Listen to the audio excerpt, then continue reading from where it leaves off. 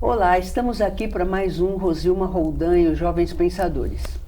E hoje eu tenho a grata satisfação de trazer pela primeira vez, e eu já conversei aqui antes do programa com ela, vai ser primeira de muitas,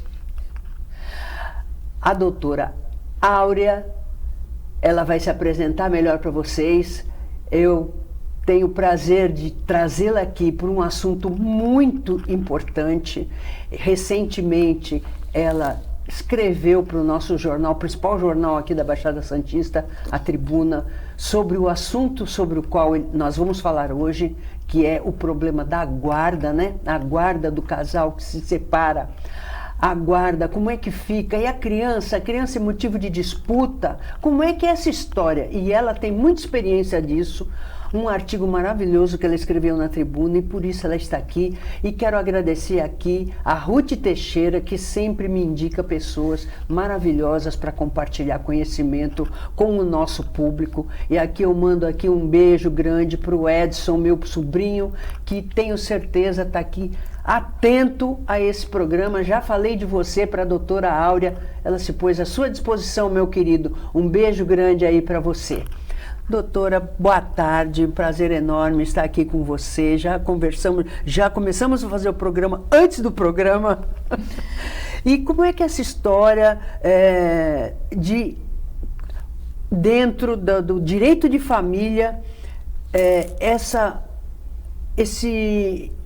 situação tão delicada que a gente tem visto ultimamente, em que pai e mãe disputam os filhos e muitas vezes se vingam nos filhos querendo atingir o cônjuge, né? Que ou abandonou, ou enfim. Como é que é isso, doutora? O programa é seu. Ai, Rosilma, eu quero agradecer essa oportunidade de estar aqui compartilhando informações.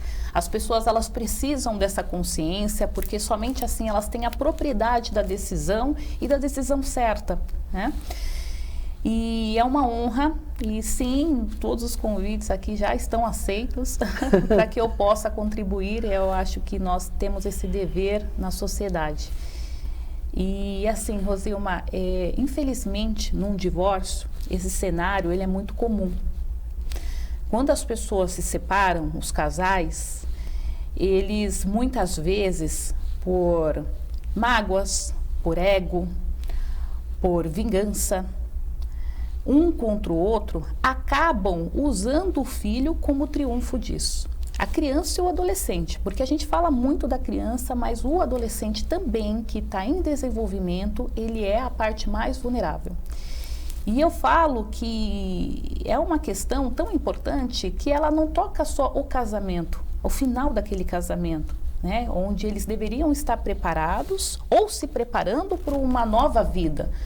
Porque a nova vida ela vai vir e aquela criança e adolescente vão estar ali. É o elo que aquele casal vai ter. Mas eu digo porque isso toca o futuro, toca a nossa geração, né? A criança ou adolescente ela é a parte mais importante do hoje e do futuro nosso. E realmente, mas infelizmente, a gente vê uma falta de consciência muito grande das pessoas e uma maturidade também emocional, uma ausência de maturidade emocional. Doutora Áurea, você está falando maturidade emocional. Falou também que a criança vira motivo de disputa. Existem, inclusive, casais, às vezes a mulher, na nossa sociedade patriarcal que a gente estava conversando antes de começar o programa, ela se sente mais protegida como casada, né? Então ela não quer mais aquela pessoa, ela não quer viver mais aquela pessoa, ela quer viver a vida dela, ela acha que aquela pessoa já cumpriu o seu papel na vida dela, então ela quer continuar casada, porque aí ela perante certos grupos sociais, principalmente grupos religiosos, que são bastante conservadores, né? Tem uma ideia diferente da mulher que é casada e a mulher que é divorciada. Aliás, pelo que eu sei, a grande maioria das religiões, se não todas, não admitem o divórcio. Às vezes aceitam, mas fazem o possível para que... Porque ninguém obriga ninguém a ficar com ninguém, então acho que é meio utópico dizer que não aceita o divórcio, né? As pessoas casam porque querem, se divorciam porque querem. Porém, às vezes, a mulher na sociedade patriarcal se sente mais protegida por esse papel de mulher casada, porém que já mandou o homem embora de casa.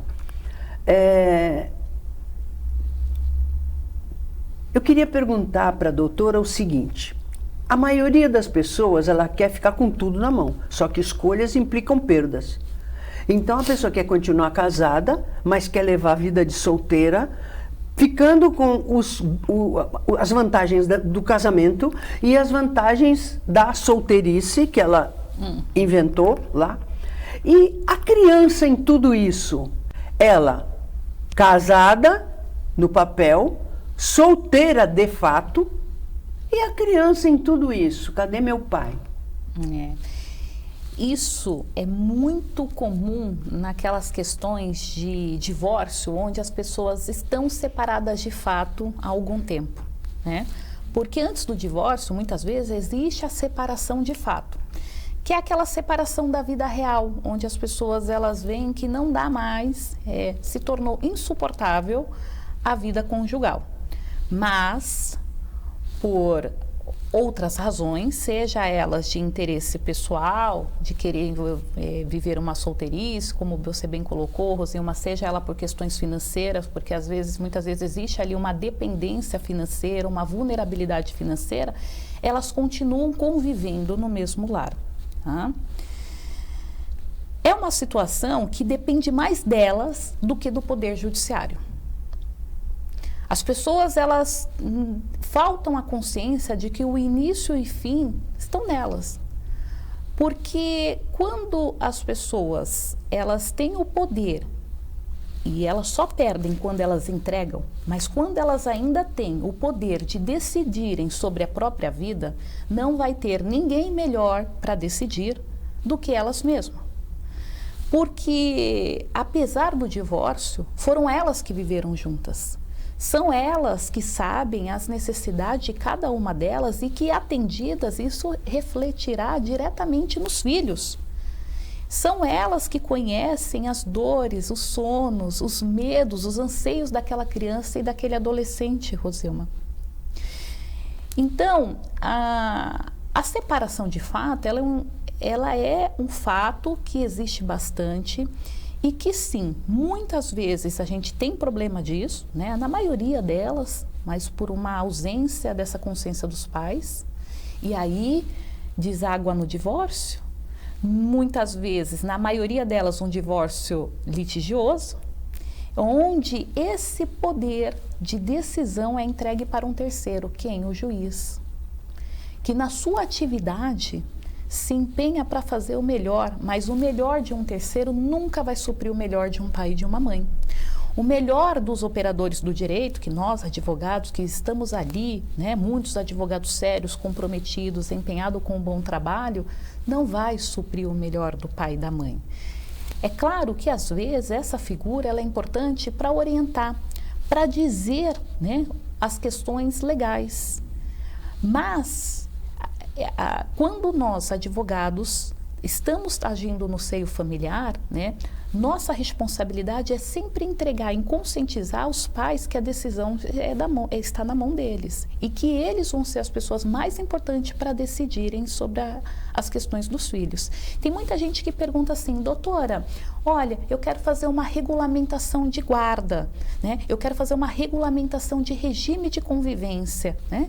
Mas se depois eu e o pai, a gente conseguir entrar num acordo e a gente não cumprir o que está lá e a gente ir além, né? Poxa, porque eu estou com raiva dele hoje, mas de repente amanhã passa essa raiva, e se amanhã ou depois, em vez de ser quinzenal, eu sei que o meu filho sente saudade, que a minha filha sente saudade, pode ser toda semana? Pode e deve. Sim. Mesmo quando a gente tem uma decisão judicial, esse consenso dos pais, ele sempre vai sobrepor. A decisão judicial, quando ela chega, né? O direito pacifica. Se eles já se pacificaram, o direito não vai estragar. Exato, ela é um norte. Exatamente, Rosilma. E isso é muito importante. O direito, ele não está para atrapalhar. Para atrapalhar. Embora que às vezes aconteça isso, sim, mas ele não está para atrapalhar, né? Sabe o que eu noto, doutora? Isso aí eu notei em relação a minha mãe, quando eu estava idosa, e eu tive que... eu era a curadora dela, né? E eu tinha 2 irmãs mais novas. E eu vejo também em certos casos de casais, como você acabou de explicar, que se separam às vezes de fato, tal. Eu noto, como você colocou no começo do programa, que a criança ou o idoso, né, no caso da minha mãe, por exemplo, né, que eu era curadora, ela não tinha condição de gerenciar a própria vida, porque tinha uma série de doenças, inclusive Parkinson, enfim. E no caso, por exemplo, de uma criança que os pais estão separados de fato, porque não estão com raiva um do outro, enfim. Aí você fala em maturidade emocional. Me parece, nessas situações, alguns adultos voltam a ser crianças e disputam a criança ou a mãe idosa ou o pai idoso, como se fosse uma boneca. Aliás, até tem essa história do bebê reborn, que fica todo mundo horrorizado, que como é que uma pessoa adulta acredita que aquele bebê é de verdade, pede médico e tal. Isso a gente vê acontecer. Disputar uma pessoa de carne e osso, sim, como se ela fosse uma boneca, sem levar em consideração a vontade da pessoa, porque às vezes a pessoa está interditada porque não consegue escrever, não consegue assinar, ou não tem mais paciência. Ai, cuida das minhas coisas, por favor. Mas ela tem vontade. E os filhos ficam disputando, querendo dizer para onde é que a mãe vai, para onde é que o pai vai, o que ele vai fazer. Ou, pior ainda, no caso da criança, que ela realmente não é autônoma, né? E aí fica o pai e a mãe disputando como se fosse uma boneca. Isso é uma coisa que me deixa assim muito chocada. Porque uma coisa é o pai e a mãe lá se digladiando e outra coisa é a criança. Quando você olha para a criança, tem que esquecer de você e dizer assim, não, exato, marido e mulher, homem e mulher é uma coisa, mas nós somos pais dessa criança. E agora? Aliás, agora está acontecendo até com animal de estimação, né? Sim, nossa, é verdade. Disputa de guarda de animal de estimação. Você falou que acabam tratando as crianças como uma boneca, né? Olha, com essas últimas notícias do bebê reborn, onde é um tema que a gente tem que tratar com muita técnica e humanização, porque em si os bonecos não são crime, né? O problema é a emoção que as pessoas carregam por trás daquilo, né? E que aí é um sinal de alerta para toda a sociedade, tá? Mas a sensação que eu tenho é que eles estão ainda sendo melhor tratados do que os próprios filhos, né? Embora a relação que você fez, Rosilma, porque eu falo assim, que os pais no divórcio, eles tendem a olhar de forma vertical, quando na verdade é horizontal. E essa mudança de olhar, ela faz toda a diferença, né? Porque quando o pai e a mãe, o casal, ele compreende, né, que a arma está apontada o tempo inteiro para a cabeça deles, às vezes é a chance que a gente tem de não ter um futuro assim. Desses filhos fazendo isso com os pais. Porque aprendem, né? Sim, com certeza aprendem. E aprendem com uma experiência ultra traumatizante. Exato. Ser disputado como boneco ou boneca. E aí, de repente, quando eles ficam adultos, eles fazem a mesma coisa com o pai idoso, como idoso. Pega, põe aqui, senta aqui, veste essa roupa. Porque qual é o padrão de comportamento, né? Sobrepor seus interesses, sim, a qualquer custo. Sim. Mesmo diante de tanta vulnerabilidade de uma criança, de um adolescente ou de um idoso, né? Então, exatamente, Rosilma, muitas condutas nossas e às vezes elas vão refletir ali na nossa própria geração, no nosso próprio futuro, né? Esse tema que você traz, ele é importante porque, apesar da gente estar falando aqui do idoso, ela tem toda uma relação aonde tudo inicia, que é na infância e na adolescência. Exatamente, porque nós vamos construindo essa caminhada. Exato. A gente não nasce assim. A gente pode nascer com potencialidades, mas a gente vai construindo a partir de experiências. Claro que chega uma determinada hora que a gente diz, opa, peraí, principalmente se a pessoa for fazer terapia, isso aí a terapia é muito boa para você se olhar, né? E dizer, não é bem isso, eu não preciso repetir o que eu aprendi, Exato. eu posso questionar e inverter e fazer o contrário. Se eu sempre me queixei, como é que eu vou repetir? Exato. Isso que eu acho engraçado, né? Porque os filhos reclamam dos pais, porque o meu pai isso, meu pai aquilo, a minha mãe isso, meu pai aquilo. Aí quando eles ficam adultos, repetem todo o comportamento. Caramba, mas é a hora de você dizer, pô, eu entendi, a minha mãe se enganou porque ela não conhecia muita coisa, mas eu não vou me enganar. Aí, minha mãe fez isso comigo, eu também vou fazer isso com você. Poxa, mas será que a gente vem no mundo para repetir padrões? Ou será que a gente vem aqui para melhorar o mundo que a gente vive com novas experiências, novos olhares, enfim? É complicado, né? Muito, Rosilma, é verdade. Eu acho que isso para quando você consegue olhar com esse olhar misericordioso, né? Honrar e olhar e dizer, poxa, ela não tinha recursos para ser diferente, mas hoje eu tenho, porque a informação ela está aí, né? Olha aqui, a riqueza do seu programa em trazer uma informação que é tão importante para as pessoas, né? Onde acontece, ou sempre, se não está acontecendo dentro da casa daquela pessoa, graças a Deus não está, mas às vezes conhece alguém que está. Sim. E como isso é importante, porque toca, a sociedade inteira ela está ligada, né? Umas às outras, as pessoas estão ligadas umas às outras. Então, a partir da hora que a gente tem um problema ali na casa do outro, ela toca na gente, porque o futuro daquela criança, daquele adolescente, ele pode estar sendo violentado, como muitas vezes está. E nós aqui no Brasil, eu não conheço muitos outros países não, alguma coisa só. Mas no Brasil a gente tem vocação autoritária por conta da nossa história, né? Então é muito difícil, se fala muito em democracia, né? Se critica muito quando alguém se comporta de modo autoritário, mas todos nós somos autoritários. A gente tem que ficar o tempo todo tomando conta da gente para ver se a gente não está repetindo um padrão que a gente não gosta que seja usado com a gente, né? E a relação pai e filho, pais e filhos, no meu entendimento, é muito delicada por isso. Porque você tem uma obrigação de educar. E, aliás, a escola é a primeira a apontar o dedo para você e dizer assim, educação, a gente aqui instrui, educação é de casa. Quer dizer, então o pai fica, às vezes não tem nenhuma formação na área, não sabe o que fazer com o traste, e aí ainda é culpado, né? Então eu acho que, sempre achei que tem que ser uma parceria, escola com a técnica toda da educação e os pais, tem que trabalhar em parceria, né? Mas os pais têm isso, a sociedade cobra isso dos pais. E aí, como é que eu faço? Meu filho não quer me atender, ele disse que não quer fazer. E aí, como é que eu faço? Dou umas bolachadas, ponho de castigo, expulso de casa, como é que eu... Entende? Então, é assim...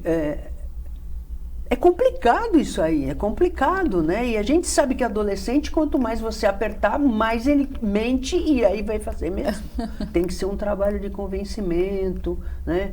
De alto debate em altíssimo nível para você entender as razões dele, né? Agora as redes sociais aí escrevem um monte de bobagem, ninguém sabe o que é bobagem, o que não é. Aliás, esse programa vem justamente preencher esse vazio, né? Já tem 12 anos esse programa, é minha preocupação de trazer gente como você, que trabalha com isso, para dizer que não é bem assim, que a gente pode mudar sim e ir atrás de gente gabaritada. Como é que a gente enfrenta isso? Como fazer da criança... proteger a criança e não fazer ela um troféu entre pais que se separam. Perfeito. É o cuidado, né? É o cuidado porque essa complexidade que você trouxe, Rosilma, ela já é presente no casamento, né? Onde as pessoas não pensam em divórcio, não pensam em separação e tudo, então está ali, a vida está acontecendo na pacificação.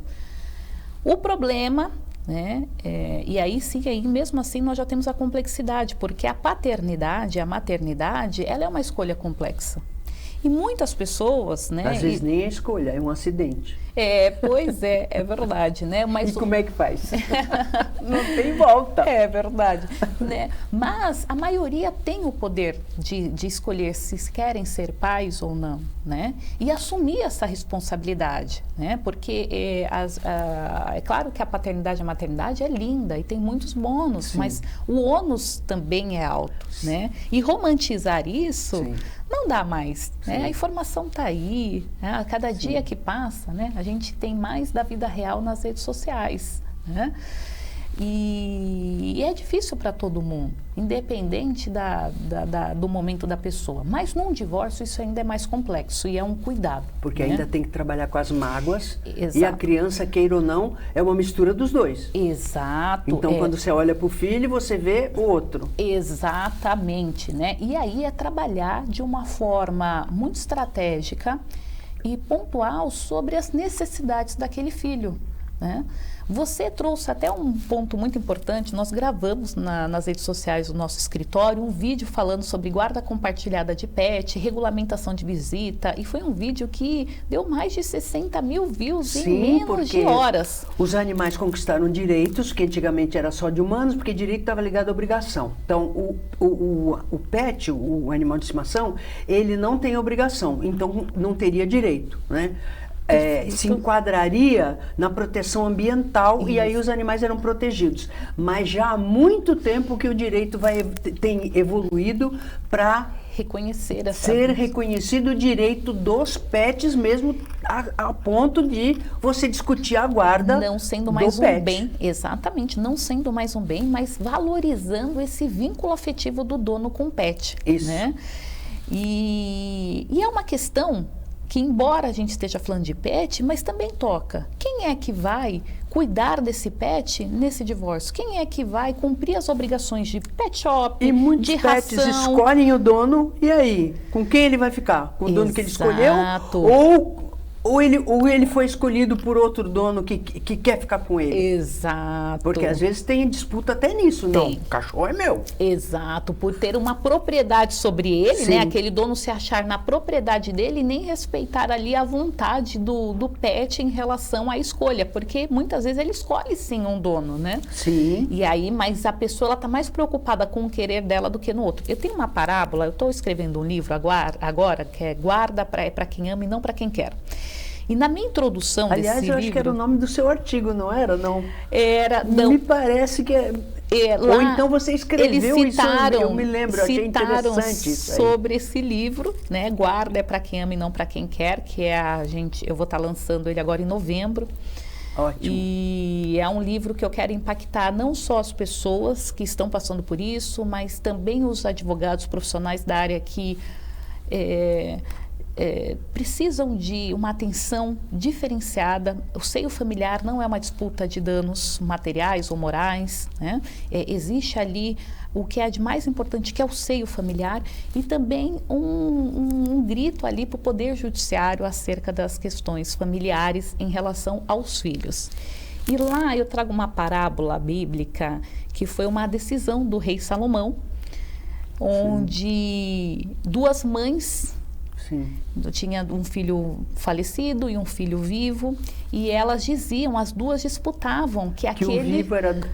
as duas achavam que o vivo era delas. Filho delas, exatamente. E o rei Salomão, na sua sabedoria, disse então que partiria o filho ao meio. Sim. E aí, com isso, se revelou quem era a mãe verdadeira. Sim.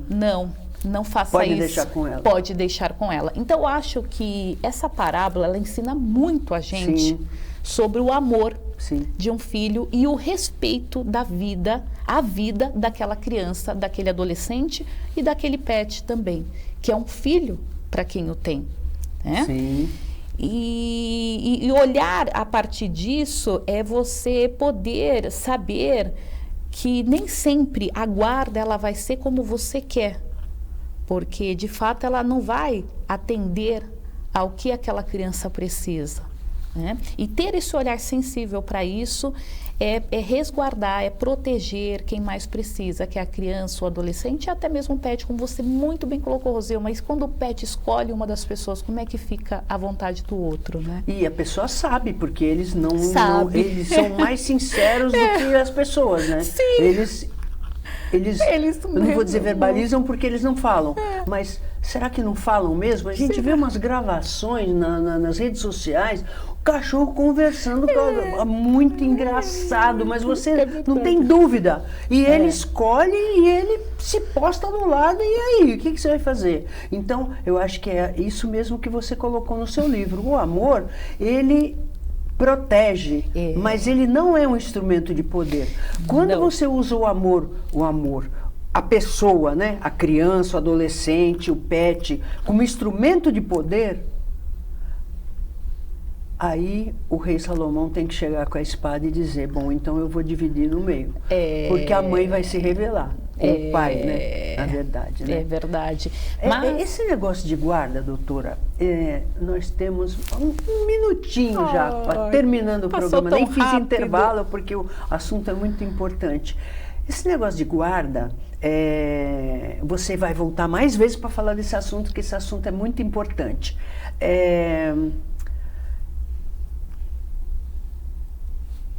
A gente, às vezes, vê como disputa de poder. Então, há aquele problema da visita.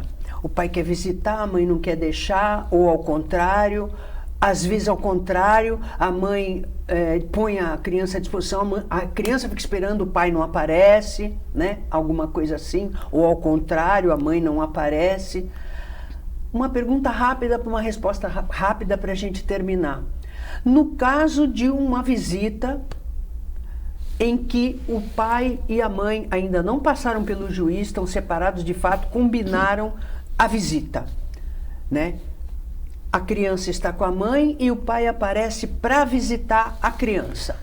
E a mãe some com a criança, já tinha combinado com o pai, some com a criança e fica sumida com a criança, sem atender telefone, não está na casa dela, durante 2 meses.